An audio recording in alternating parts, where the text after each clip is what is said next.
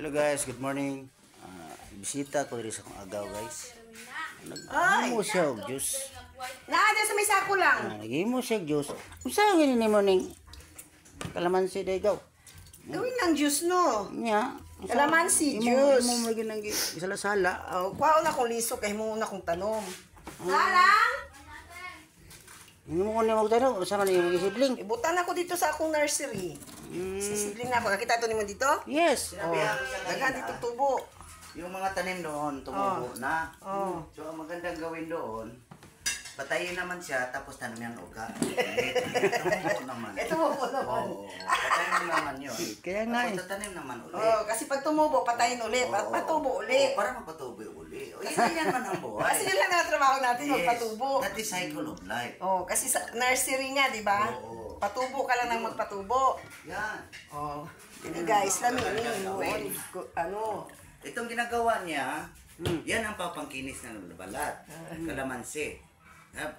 Bakit pakinis ng balat yan? Itapon niya na lahat yun, ang kanang juice, tapos yung buto, yun ikiskis katawan. Pakinis ng balat yan. So yun ang magandang gawin. hindi na yan inumin yung ano, yung Hindi na, itapon mo na yun. Tapon na yan. Oh, sobrang asim. Tapos yung mga buto, yun ang ikiskis mo sa katawan mo. Magandang spa yan. Kaya nga eh. Yan ang mga magandang usapan. Mo, Neron. Seryosong usapan ba? Mga may trivia ba? Kaya nga eh. Ngayon ko lang na ano yun ah. Ngayon ko na discover Nalaman na, yun. discover ah.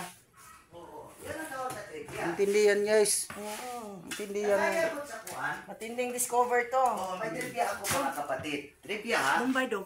Yung ang Punta ka alpine. dun sa bahay man. Alam niyo yung alpine? Sige, nakita ka anta ka dito. Ako na pad, ikaw rin ato. Oo nga eh, mamaya. Yung ibap na gatas, may trivia ako.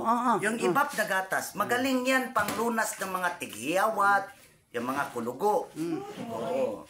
Yung laman, anong gawin? Yung laman ng alpine, inumin mo.